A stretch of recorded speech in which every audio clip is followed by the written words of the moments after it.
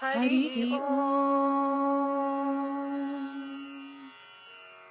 धाता पुरस्ताद्यमुदा जहार शक्रप्रविद्वान् प्रणिशश्च तस्रः तमेवं विद्वानमृतह्य भवति नान्यः पन्था अयनाय विद्यते।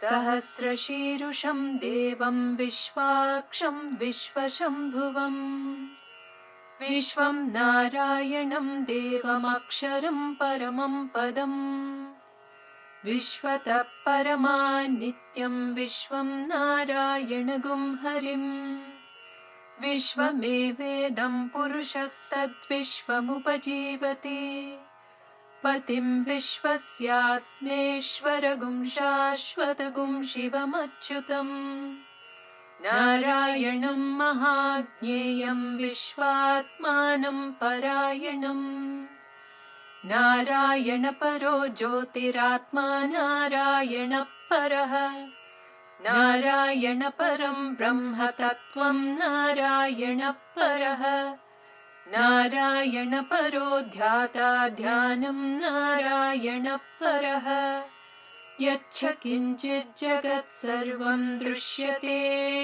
श्रूयतेऽपि वा अन्तर्बहिश्च तत्सर्वं व्याप्य नारायणस्थितः अनन्तमव्ययं कविगुं समुद्रेऽन्तं विश्वशम्भुवम् पद्मकोशप्रतीकाशगुं हृदयं चाप्यधोमुखम् अधो निष्ट्यावितस्यान्ते नाभ्यानुपरितिष्ठति ज्वालमालाकुलं भाति विश्वस्यायतनं महत् सन्ततगुं शिलाभिस्तुलं भत्याकोशसन्निभम् तस्यान्ते सुशिरगुं सूक्ष्मं तस्मिन् सर्वं प्रतिष्ठितम् तस्य मध्ये महानग्निर्विश्वार्चिर्विश्वतोमुखः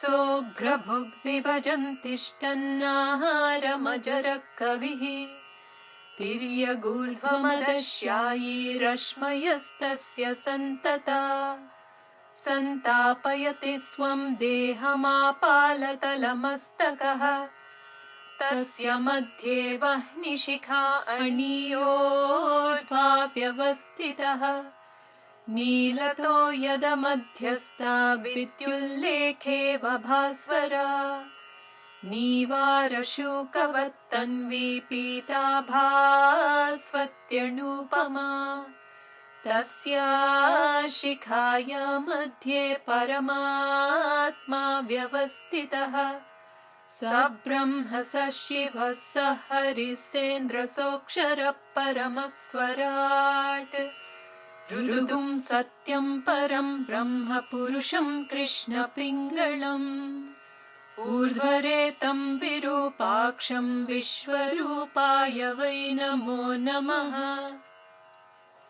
नारायणाय विद्महे वासुदेवाय धीमहि तन्नो विष्णुः प्रचोदयात्। नारायणाय विद्महे वासुदेवाय धीमहि तन्नो विष्णुः प्रचोदयात्। नारायणाय विद्महे वासुदेवाय धीमहि तन्नो विष्णुः प्रचोदयात्।